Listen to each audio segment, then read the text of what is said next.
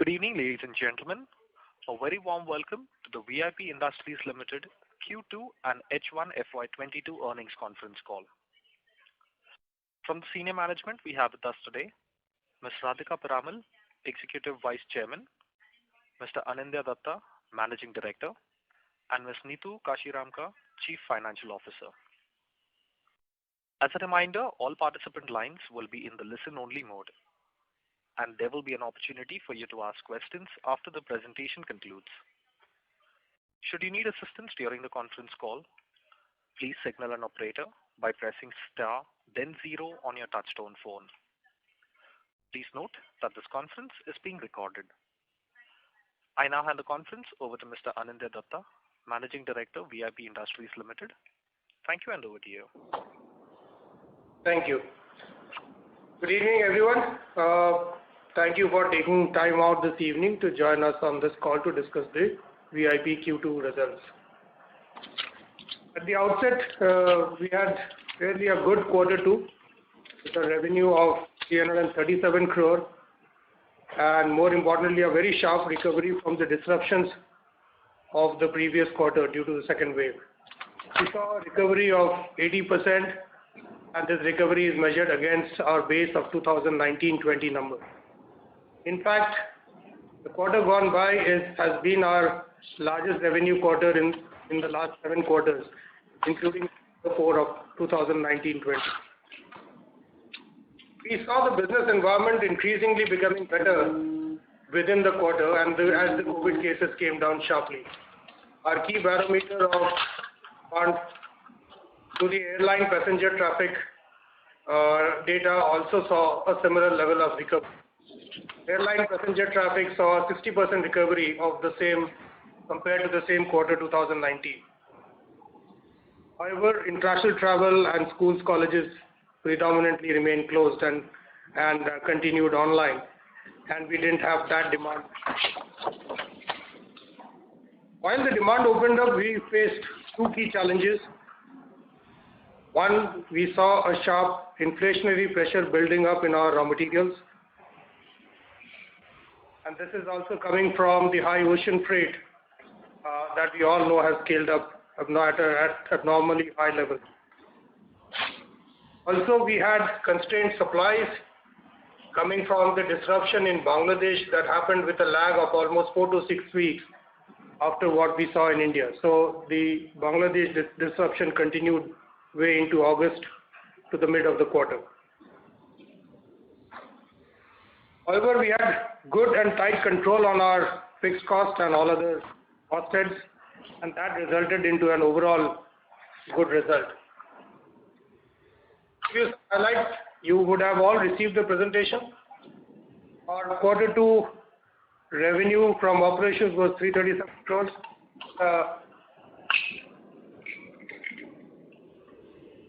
And 421 crore in quarter 1 of this financial year. The gross margin was at 47% after netting off other income as compared to 51% in the sequential quarter. This has happened largely due to the inflation, as I spoke about, in the raw material cost and ocean freight, and also due to some unfavorable mix. EBITDA at 14%, 49 crore. This compares to 12% in sequential quarter and -16 over the same quarter last year. Overall profit for the period stands at 19 crore as against 3 crore of quarter 1 and a loss of 35 crore on the same quarter of the previous year. A little bit more details about our revenue construct. In terms of channels, we experienced good scale up across all channels. E-commerce, with the tailwind of some of the organic shift that we have been experiencing that happened from other channels, was also backed with the festive program. Over the last few quarters, our work on the fundamentals of the channels in terms of assortment, promotions, and performance marketing has given us dividends. Our traditionally stronghold channels, general trade and modern trade, also scaled up well within the quarter, and we witnessed our distribution in terms of number of doors to have come back to 2019 levels. The retail channel, which is our exclusive business outlets, was continued to be challenged because this is where we had shut during the pandemic period a large number of our stores, and this channel will start scaling back as and when we open back the number of stores that we had shut. Also, the institutional business was suboptimal, largely coming from our supply constraint. Going forward, I believe the environment would be conducive for good demand, with hopefully COVID numbers continued to be reined basis the vaccination drive that has happened in the country, and the overall sentiments looks very positive. We are significantly increasing our investment in creating supplies for ourselves.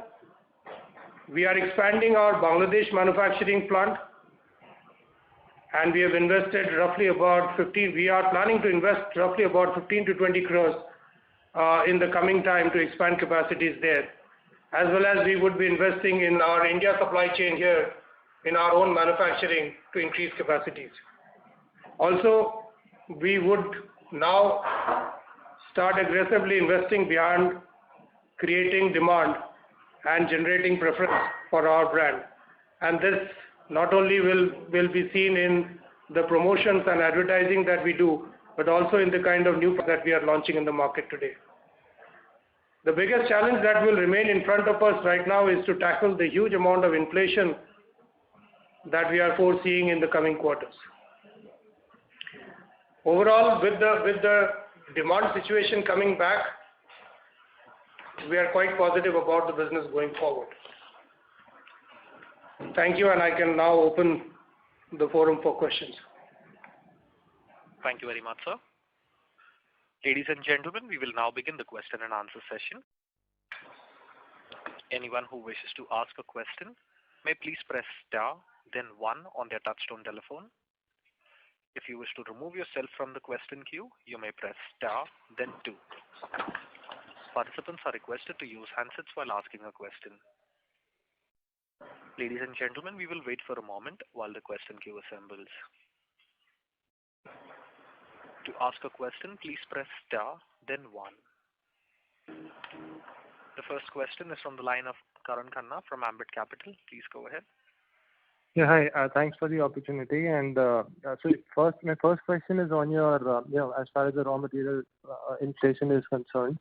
Will it be possible to quantify now that almost 47% of your revenue is being manufactured at your hard luggage facility? Will it be possible to quantify the split between PP, PC, and ABS at your Nashik manufacturing facility? And secondly, to counter these inflationary trends, what in the last 2 to 3 months? Let me just jump in here. Radhika speaking. Thank you all for attending. Karan, I realize the first question is too detailed for us to be able to answer in this forum. And I'll request Anindya please to take the second question.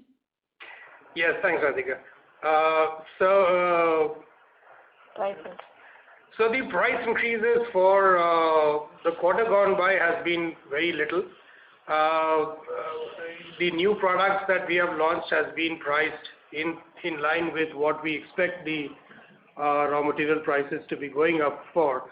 But on our base product range, we would be taking a price increase in the coming quarters. Sure. Secondly, Neetu, in the last call you mentioned that you were fairly positive that once the business returns to complete normalcy, the company can expect 20% kind of an aspirational EBITDA margin to sustain. You already had 80% in second quarter, and as you mentioned, you're quite confident on the recovery aspect as far as the next few months are concerned.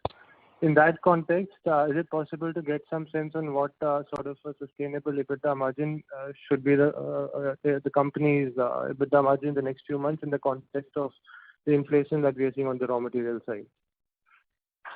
So mostly, Karan, we will be definitely taking care of the inflationary pressures. So there's a price increase which is lined up, which will happen in a month from now. So definitely our aspiration to reach what number we had talked about. But it all depends on the demand, context, and these raw material pressures. Karan, if I may just add to that, because now based on our own manufacturing, which is more live business, then importing and procuring well ahead, ahead in time, the volatility of the raw material situation would have an effect on the overall margin and the results of the company. So the aspiration and ambition remains there, and we will do everything to get to that. However, we right now not able to fully confidently comment on what kind of volatile raw material situation we would have, both in terms of price and also in terms of supply quantum. That also is under severe challenge right now. Sure. I'll just add to that. I think when we said 20% EBITDA, we did not imagine the inflation would be so as sharp as it is. I mean, that's just a fact. I think it was not expected to be this much. So as Anindya correctly said, it remains the aspiration, but we are some way from it. Sure. And on your balance sheet, I'm looking at the trade receivable. This has gone up from 148 odd crores to 256 crores as of 30th September. So any particular reason why there's a sharp increase on the receivables front? That is mainly because of the scale. If you calculate number of day wise, it is come down by 6 days. Come down by 6 days. Okay. And lastly, on the backpacks, will it be possible to understand if there's any recovery that you're seeing on that category, given what you're seeing as far as schools and colleges, gradually there is some sort of opening up that's happening on that side? So, Karan, what we are seeing in the last couple of months is quite encouraging, because while fully schools and colleges has not opened up, there has been some sporadic in some states, some classes and some schools have opened, and the moment that has happened, we have started to see the throughput happening of this category. So as things becomes better going forward, I think it will just all fall in place going forward. Sure. That will be my last question. I'll come back in with it. Thank you and all the best. Thank you. Thank you. Thank you. The next question is from the line of Prerna Jhunjhunwala from B&K Securities. Please go ahead. Thank you for the opportunity. Congratulations on a strong set of numbers. So, ma'am, I wanted to understand the capacity expansion plan because as mentioned earlier, our capacities were enough for a pre-COVID level of sales. So the current capacity expansion that you are foreseeing, is it taking into account that we'll reach pre-COVID level of sales much sooner now, and it will be sustainable going forward? If I was to understand your question better, are you talking about our capacities, our own manufacturing capacities in line with the pre-COVID numbers? And we weren't there, and that's the plan, to build our own manufacturing up to the level of pre-COVID numbers, and that's something that's work in progress. The investments that we spoke about is all to increase our own manufacturing capacity. Having said that, we have enough avenues of sourcing, whether it is in India or the erstwhile supply of China, to bring in the supplies that is needed for the demand going forward. And just to add to that, I think the question is also about demand forecast and how quickly is the demand coming back and how quickly will we reach pre-COVID. I think the demand resumption has been a bit happily faster than expected, so that's great news. So it's too early to say when will we cross pre-COVID numbers, but what we can say is after the terrible second wave, this demand resumption has been much faster than we expected. So suppose there's no variant, there's no third wave, which so far there has not been, then things are looking better than we expected on the demand side, and much worse than we expected on the margin side. That's great. And second, just wanted to understand on the demand side only, on the different type of product ranges. For example, in the mass segment as well as in the premium segment, how is the demand panning up, and how are you projecting your sales to how well you are prepared to take care of any divergence there? So the demand thankfully is coming back into the mass premium and the premium segment. The large part of the demand increase happened in the previous quarters in the value segment. While that continues there, the demand on the mass premium and premium is also coming back, but the recovery rate in the higher in the premium segments is far lesser than the recovery that we are seeing or the growth that we are seeing in the value segment. That continues as a phenomena even now as we speak. Okay. Okay. And my last question is on how are we looking at increasing our distribution network that you mentioned about in your remarks. Could you give some more color on that? Sure. So we look at it from a channel point of view. The role of general trade is to build accessibility, and there we would be going forward on a fast pace, increasing our distribution both in the towns that we cover and also go down pop strata into smaller towns to increase distribution. But that's a midterm to a long-term plan.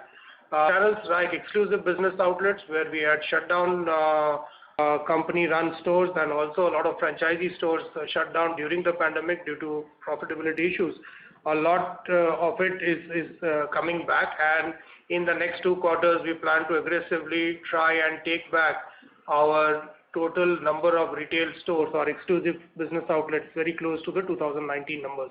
And definitely in the subsequent year, we would try and we would aim to take it even far ahead of the 2019 numbers. Okay.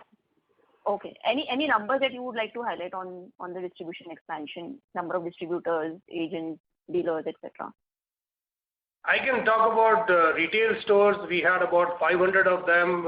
We would be having, we shut down about 150 shut down, inclusive of our own retail stores or franchisee stores. And we would try and get back to about a 460 odd number by the end of this year. That's one of the targets that the team has taken on. Thank you. I'll come back to the question queue, and all the best. Thank you. Thank you. Thank you. A reminder to the participants, to ask a question, please press star, then 1. The next question is from the line of Bhargav M. from Kotak Mutual Fund. Please go ahead. Yeah, good evening, team, and thank you for the opportunity. My first question is on the strategy of reopening the EBOs. So what we understand is that the EBOs which were shut down were not contributing significantly to the overall revenue, just about in single digits. So now that we are planning to again open EBOs back to 2019 levels, how should we look at this in terms of overall revenue contribution and alongside that the profitable contribution as well? Thank you for asking that question. You're right. From an EBO point of view, our strategy is to open through franchisee route. We are not encouraging our own investment and opening on our company-run stores. So that's one. Majority part of the now opening will happen through a franchisee route, where we believe the retail operations to be run by a partner who's more suited to do it, and we continue to run the business of brands and creating demand. So that's. Did that answer your question? Yeah, sure, understood. So I mean, in terms of the stores becoming profitable, what are we doing? I mean, because earlier the stores were sort of loss-making. So are we looking at different locations in terms of opening up, or how should we look at it? Yeah. So from when the profitability question comes more for our company-run stores, and with COVID we had shut down all the fundamentally loss-making store, and what we have now are again on a fundamental basis a profitable store. So all revenue increase would increase their profitability going forward. Also the rent reductions and all that we did in a lot of places, we were able to bring down the cost for a longer run basis in terms of renegotiation of rents. That would also help to drive profitability of the company-run stores going forward. In terms of the franchisee stores, it is selection of the right partners who has the best knowledge of the locale in which the store is coming up and is able to manage the cost, and therefore its profitability. And our profitability there is about the price that we sell to the franchisee. So there our profitability is kind of given, and we assess the franchisee to our best ability to make him profitable by investing in the revenue growth of that store. Sure. My second question is, you mentioned that there was some supply chain disruption from Bangladesh. So was there any sales loss on account of this supply chain disruption? And if yes, what are we doing going forward to ensure that we don't have sales loss, given that the demand from the festive season could be much stronger? Yeah. So to answer the first question, the disruption from Bangladesh supplies happened because of the second wave, which happened in Bangladesh in June, in July and August more. The peak was more in June and it came down in July and August. So there was a lag of 4 to 6 weeks between our peak and Bangladesh peak, and therefore there was a national shutdown there and the factories had disruption. So it kind of was a temporary disruption in Q2, beginning part of the Q2, which resulted in supply disruption downstream.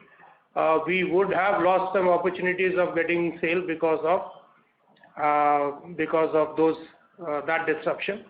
Going forward, after that, from August, September onwards, the manufacturing is at full swing, and we don't see a disruption from Bangladesh causing, unless there is another wave or another event like that happens, we don't see a problem on a steady state coming in supplies. And my last question is that is it possible to quantify what could be the increase in revenues from this incremental capital investment which you are making both in India as well as in Bangladesh? Wanting to know the asset terms on this incremental investment. No, I think that's too detailed for this conversation right now. So, Bhargav, the basic purpose of increasing the capacities is to have our own dependence and not depend on an external party. So that's the whole point. Also, if suppose today we are doing an outsourcing, if we do in-house, we'll make more money. So that's how it will be. Okay. And if today I start to think about spending, it will take 3 to 6 months for the capacities to get built up. So we have to get ready for the next year. That's the whole plan.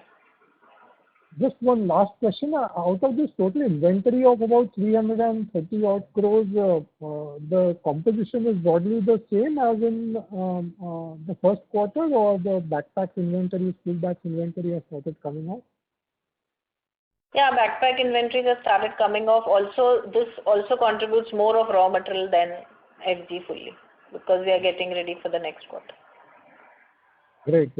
Thank you very much, and congrats for a very good performance. Thank you. Thank you. A reminder to the participants, to ask a question, please press star, then 1. The next question is from the line of Jinesh Joshi from Prabhudas Lilladher. Please go ahead. Thanks for the opportunity. Madam, I mean, in the previous question, you highlighted that majority of the inventory on the balance sheet pertains to the raw material inventory. And considering that we are facing RM cost inflation, is it fair to assume that our gross margins in the next quarter can be higher than 47%, which we reported in this quarter, because we have already sourced our RM inventory and the situation will be favorable for us? See, most of the inventory is not RM. I said the mix is favorable towards RM. Also, whatever we have procured is at a high price only, because it already hit us, right? Inflation. Further increase, yes, there might be some gap, but our endeavor is to definitely have better margins close to 50. But we'll have to wait and see how much price increase we can take, how the market behaves. Depending on that, the gross margin will depend. But yes, definitely we have an ambitious to reach % for the next 2 quarters. Okay. And this 320 crores of inventory with a 50% gross margin can essentially support 600 crores kind of a top line. So essentially our reliance on more sourcing for the next 2 quarters is lower, right? Is that the right way to think? No, so the 300 crore is not raw material inventory. That is finished good plus raw material. There is a certain proportion between them. So therefore that does not translate into a 600 crore FG equivalent. And there is a raw material that needs to be procured for coming quarter and the quarter after that. Okay. And one last question from my side. In the last call, we had stated that we plan to launch some 20 to 25 new products, and majorly one-third of them would be from the value and the mass category. So how has been the response to the new launches? If you can just shed some light on that. So one week we have launched the set of products that we had planned to do in quarter 2, and a lot of it is also planned in quarter 3. All of them has been received extremely well in the market, and the strategy is paying up for us to generate demand basis that. So it's working for us. Okay. And these launches, were they in the luggage segment or were they in the backpack segment?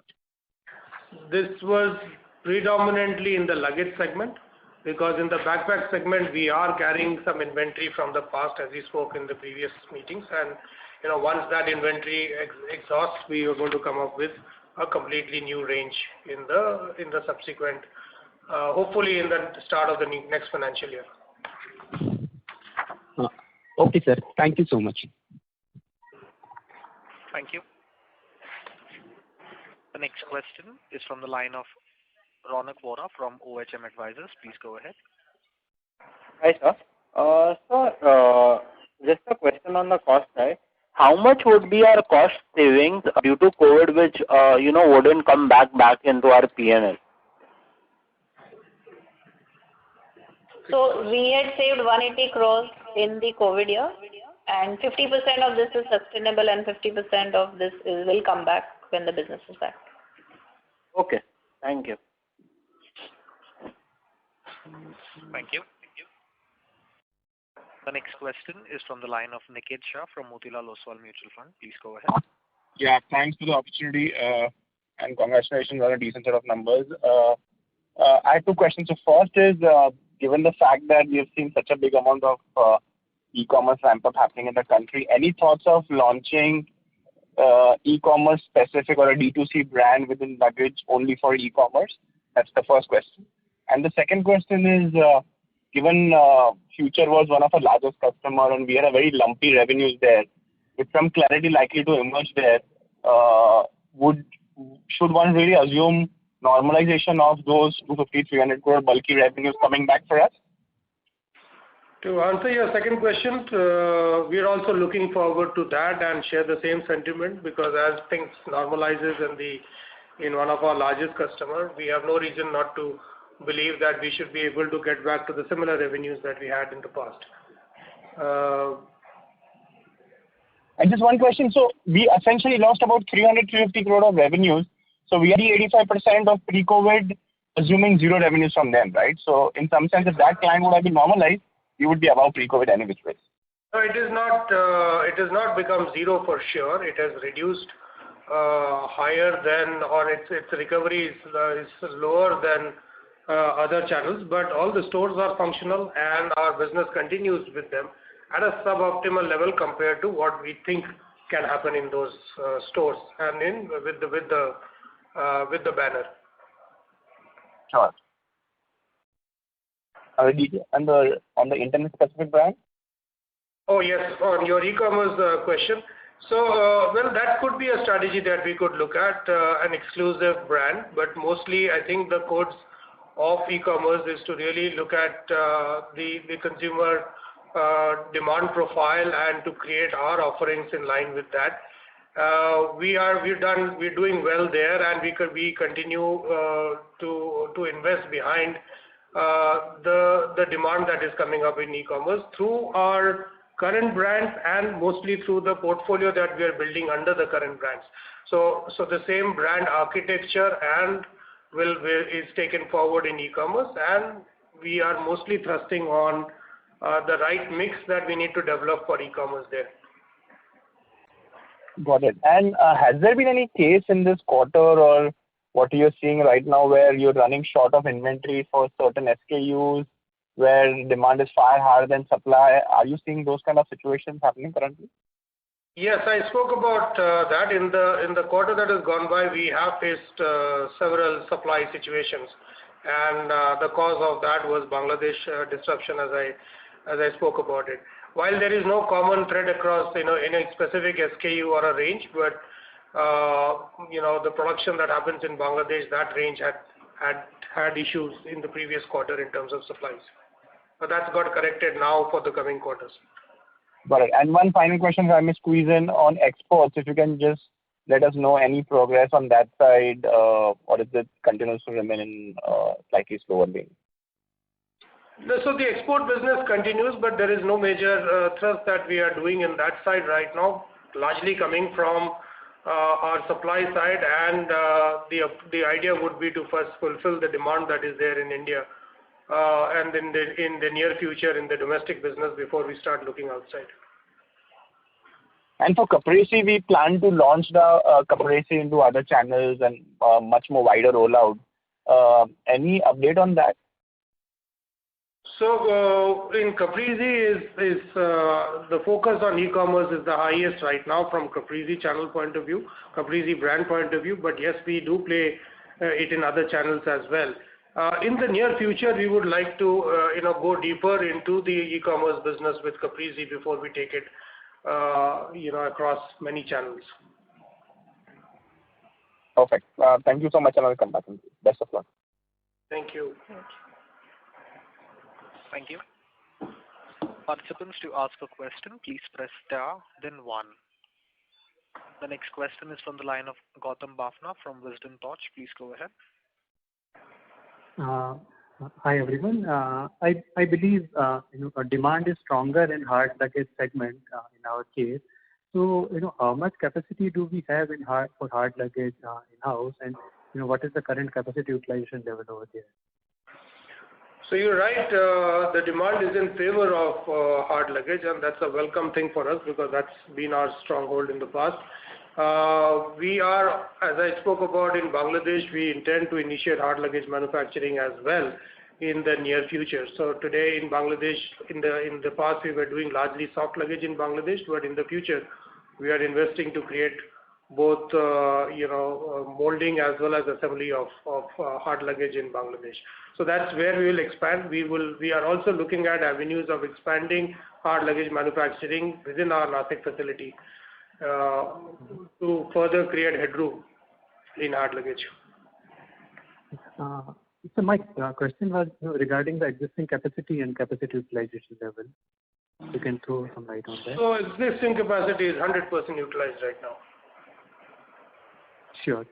And during COVID wave, the unorganized sector was hardly impacted. So do we see any recovery in that segment?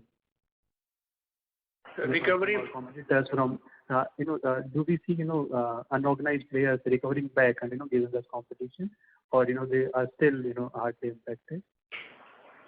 Difficult to say right now. I think the unorganized sector would not go away completely, but there would be, I'm expecting the unorganized sector to have more challenge than the organized sector in the coming few quarters, coming largely from supplies and the import situation from China. So to that extent, they would have higher headwinds than the organized sector, and that could be favorable for players like us. Sure. And my last question regarding raw material, are we making any shift, from polycarbonate to polypropylene to improve on our costing part? Yes, we did that as part of our hard luggage strategy, and that's the reason why the investments we are talking about in Bangladesh as well as possibly in Nashik would have a higher share of polypropylene than polycarbonate. Sure. Thank you so much. Thank you. Participants, to ask a question, please press star, then 1. The next question is from the line of Pulkit Singhal from Dalmus Capital Management. Please go ahead. Yeah, thanks for taking my question, and congrats on a good set of numbers. Just trying to understand the Bangladesh related sourcing in 2Q. What percentage of sales is coming from Bangladesh in the second quarter?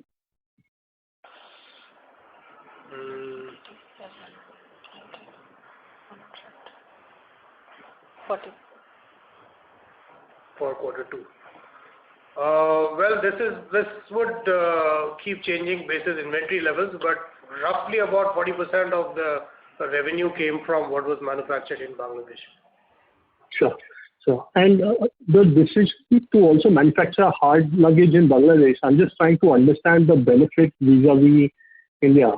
Because I understand in soft luggage, at least there's a lot more labor costs probably involved. But how does it help in the hard luggage side?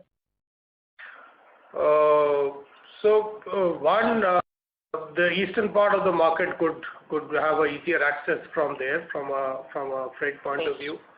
And anyway, if you need to augment capacity, it helps to put up in consolidated areas. There could be some advantage in the raw material, which is what we are assessing in terms of being in a SEZ location in Bangladesh. Okay. But broadly, Bangladesh versus India, it's 10 to 15% cheaper in terms of sourcing? About 10%, yes. Okay. And can you quantify the lost sales in 2Q because of the supply issue? No, very difficult to quantify that right now. Got it. Lastly, if you can talk about the capex plans, I mean, this year and how you look at it for the next 3 years. I won't be able to talk about next 3 years in this discussion today, but in the immediate future, we are looking about, let's say, about a 20 crore in Bangladesh, and we are just about building the plans for India capacity expansion. Got it. Thank you and all the best. Thank you. Thank you. Participants, to ask a question, please press star, then 1. The next question is from the line of Madhuchanda Dey from MC Research. Please go ahead. Yeah, hi. I just have one small question. As you mentioned that the one of the intention of the ramping up of the capacity is to have more reliance on own manufacturing. So if you look back to FY20, which was the last normal year, suppose if you had sourced everything from your in-house, what kind of a difference would it have made to your margin?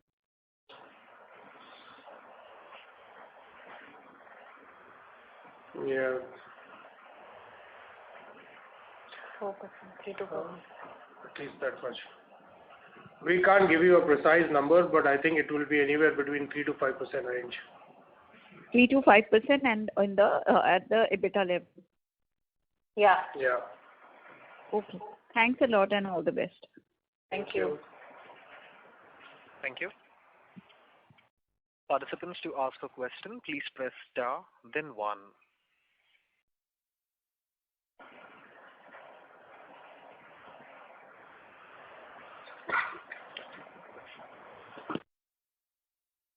Anyone who wishes to ask questions, please press star, then 1. The next question is from the line of Neeraj from GL Capital. Please go ahead. Yeah. So thank you for taking my question. With respect to supply chain on the raw material side, are there any challenges we are facing? Because again, there we are completely dependent on China, especially on the soft luggage side. Yeah, so you're right.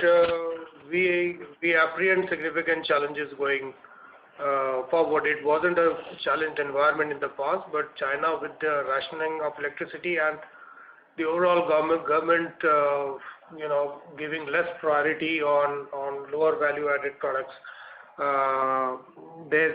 we are apprehending possible disruption. So therefore, what we are doing right now is to try and get raw materials ahead of its time in terms of securing the supply. Also, we are initiating the lookout for alternate vendors in India, in Bangladesh, and in elsewhere in the world. So that work is on fast pace happening to develop alternate sources for raw material and components. So any kind of timeline you can provide where we would be 100% independent of China in raw material sourcing and away from China? That's one. And second is, if it is from India, then exporting back to Bangladesh and bringing back again, will it justify the value addition norms when the two countries have for FTA? Yeah. So first, to answer the first question, no, we don't have we can't have an exact this thing on the difference it will make. In terms of alternate sources, that's something that is work in progress to look at various possibilities. India sourcing is also for whatever we make in India, both in our plants as well as in the outsourced, contracted manufacturing. And Bangladesh could look at options from countries like Vietnam, Cambodia, also in local Bangladesh supplies. But this is too nascent work right now. So at this stage, commenting more than this is not going to be possible from our side. So second is on the gross margin side, and then down to EBITDA level.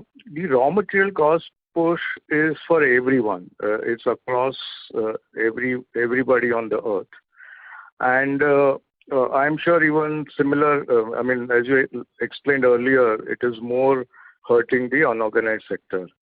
So is it going to be difficult, because we are seeing in consumer goods and other consumer products where corporates are taking price increases from 4 to 12% and actually passing on entire cost push to the consumer. And in fact, we are seeing that consumer is somehow accepting it. So will that be challenging or a bit difficult in our case of product? Yeah, I do understand that we are just opening up in terms of demand. But for past 2 years, we have seen consumer hasn't bought our products. So will it still be very difficult to pass on, or what's your thought on that? So it's not the best place to be in when you need to take price increase, but the raw material inflation will need to largely get passed on to the consumer in the given environment that we are in. So we will have to do it. It's not the best thing to do, but it won't be difficult to do that in the current demand-supply environment, and therefore we may need to take the kind of price increases you're talking about even in this category. But we are yet to fully get a sense of what kind of inflation will happen in the coming 2 quarters, which can only give us the quantum of price increase that we need to take. So you are talking more about the volatility which is happening, right? Yeah. Yeah. Sir, on the hard luggage side, can you quantify what percentage of revenue was in Q2?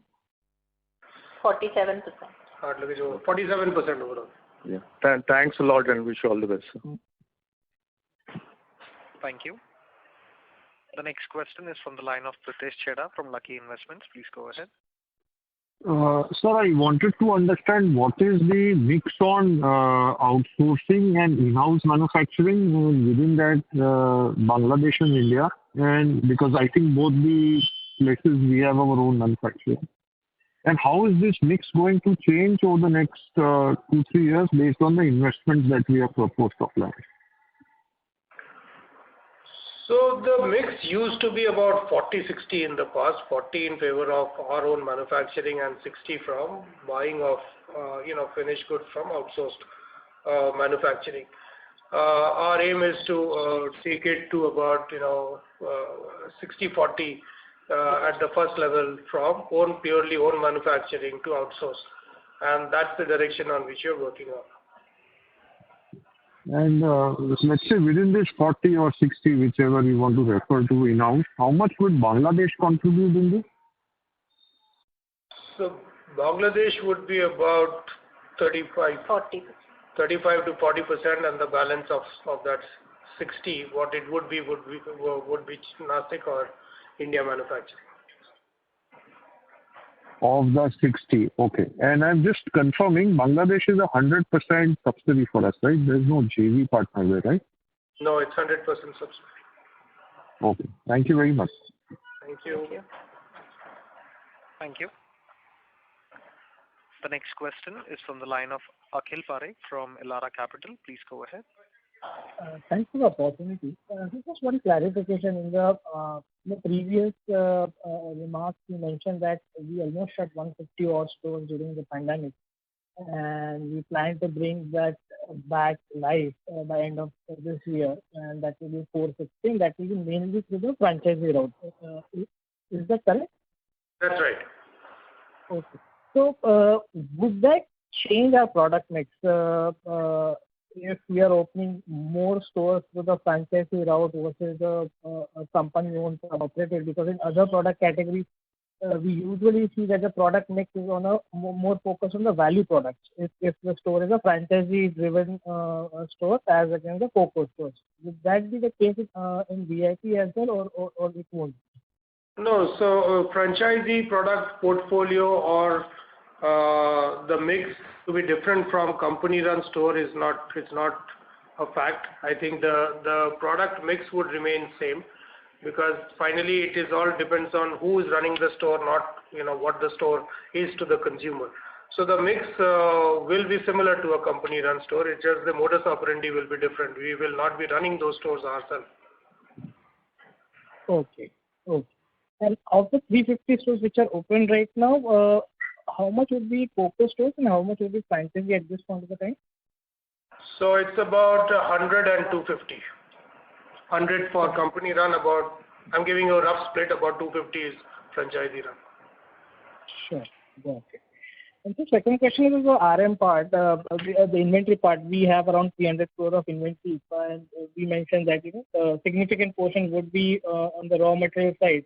And we are seeing that the polymer prices are still on an inclining trend. Would that be a fair assumption that we might book inventory gains in coming quarters if the price trend continues to be on a higher side? Let me first clarify, out of the 300 crores, while we are not giving the exact split, but the raw material part is not the majority part. It has a raw material component also into it, along with FG was the comment in the past.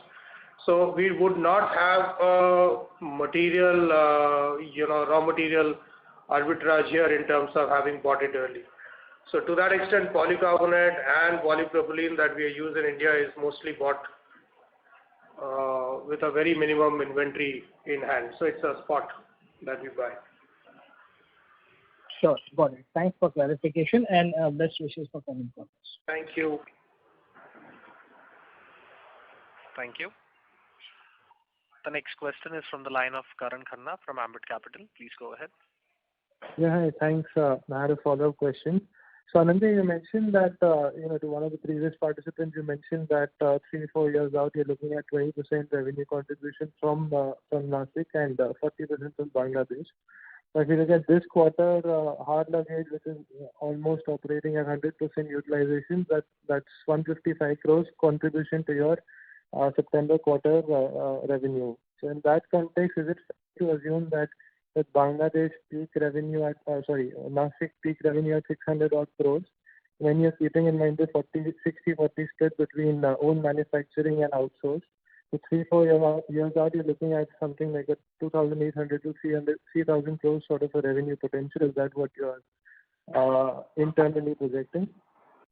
Karan, you've done a lot of mathematics and I am not able to follow you on that.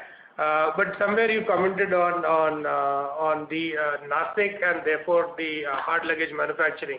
So I must tell you that we do hard luggage currently also in Bangladesh, which is more an assembly line. So the total hard luggage that we are seeing as a component of our total sale has both a Nashik and a Bangladesh component to it.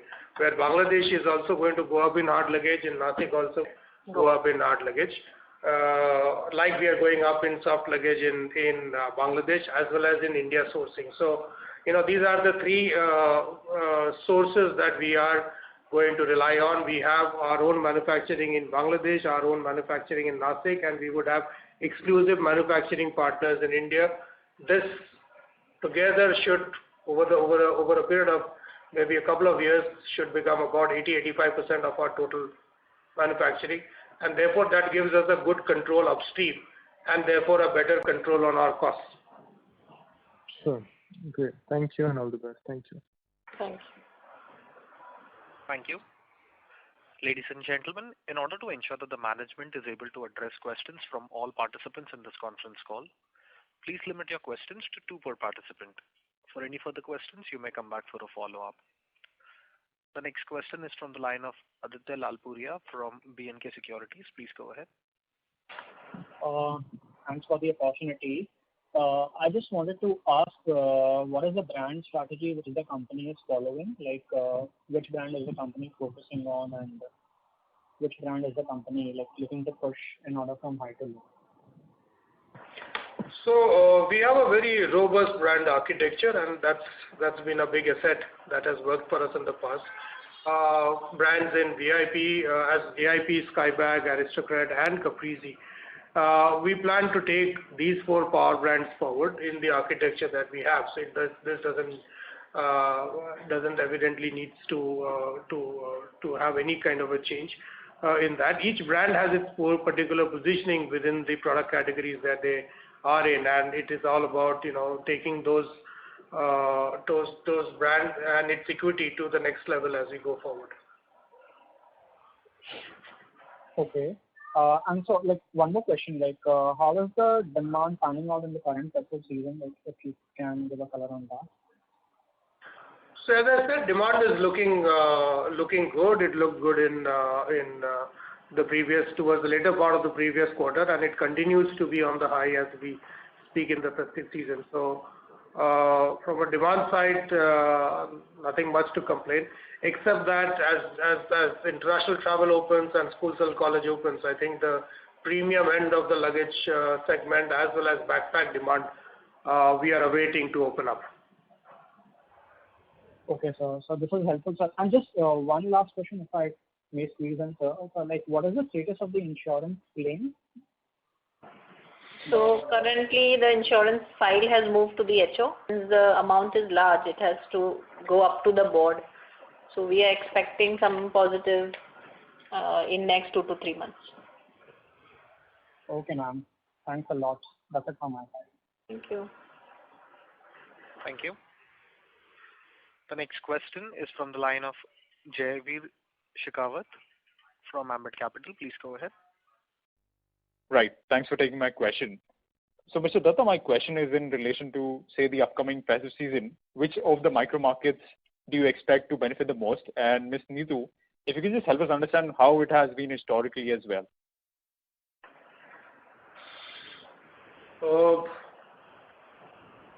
So we don't have a point of view on any specific market, micro market in the festive season. The good part is that it kind of activates across the country, and in the way we are constructed from our channels and our geography point of view, we experience a demand upliftment in across all sectors going forward. Sure. There's only a change. So in the past, if you see the wedding season, that is something which is area specific, or for example Bihar, UP is a large market where the wedding season, when it comes, that a large part of the business happens in that area.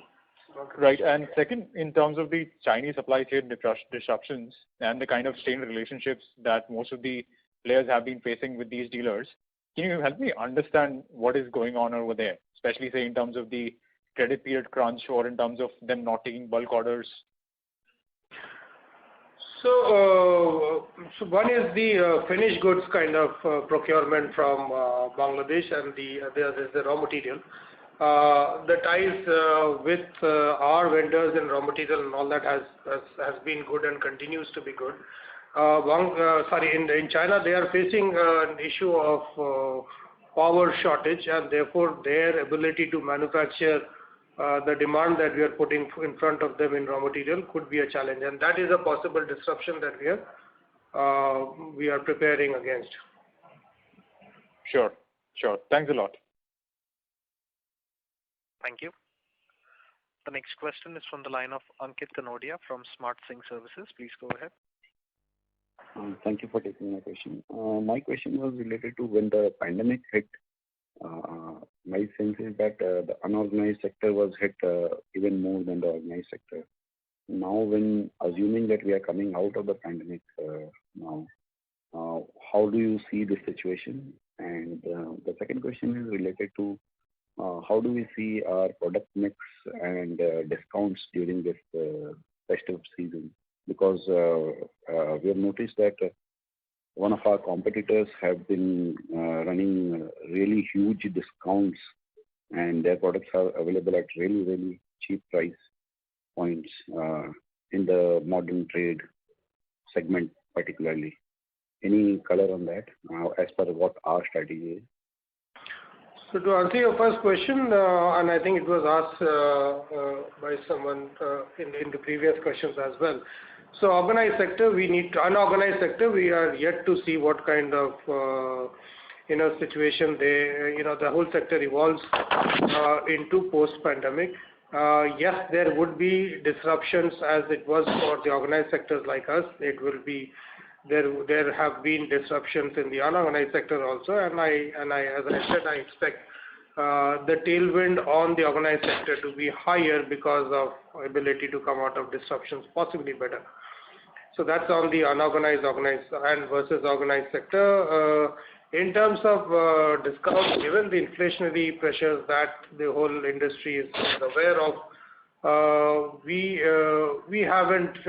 have pulled back in terms of the super aggressive discounting to generate demand going forward. We are possibly putting a more attention behind building our brands and building consumer franchise through routes which are not just discounts. While we continue to do relevant promotions, but our approach is to bring more value to consumers and not just reduce price. So that's going to be our approach going forward. Yeah, thanks. That helped. And just a follow-up to that. So when the pandemic hit, we saw that over the last, say, 1 year or so, the value segment getting more demand compared to the premium segment, or the mass segment, I should say, rather than the value segment. So are we seeing any improvement in terms of the premium segment getting more demand now once we are getting out of the pandemic, or we are still some distance away? No, I would say we are seeing green shoots there, and I think the premium segment also depends upon a certain economic strata really starting to spend time in leisure, in vacation, and in weddings, and as international travel opens, I think those were the codes on which the premium segment operates on, and that's possibly not opened up as much as the performance travel or a functional travel was there in terms of a consumer behavior. So I think it is going to come back to where it was, while the value segment would possibly going forward on a long-term basis will have a higher share of the overall industry or category, but that's not going to be stopping the demand that should happen in the mid-premium and the premium segment. Okay. And if I may ask one more question, what category you are seeing in terms of is getting more strength in terms of demand, e-commerce or modern trade or any other category? So e-commerce has been the flag bearer of increase in demand during the pandemic time, and as I said, it's also due to a lot of disruption in the physical channel that has happened during the pandemic. But equally, we are also observing that as market starts to open up, as people start to travel freely, go around, the traditional channels like retail or modern trade is month on month progressively becoming better. Having said that, there would be the post-pandemic situation in the coming years will definitely have a far higher share of e-commerce now, because that's almost a permanent change in consumer buying behavior that has happened. So in the pandemic has helped the shift towards e-commerce, and today could be far higher because other channels have been comparatively lower. But going forward, other channels will also come up, but e-commerce will stabilize at a far higher salience to our total channel sales than what it was before COVID. Thank you. Thanks a lot. Thank you. Ladies and gentlemen, that was the last question. I now hand the conference over to Ms. Neetu Kashiramka from VIP Industries Limited for closing comments. Thanks everyone for joining the call. I hope we have been able to answer to all your questions. In case anybody has any further questions, please feel free to call. And Happy Diwali to everyone. Thank you. Happy Diwali to everyone. Thank you. Thank you very much. Ladies and gentlemen, on behalf of VIP Industries Limited, that concludes this conference. Thank you all for joining us, and you may now disconnect.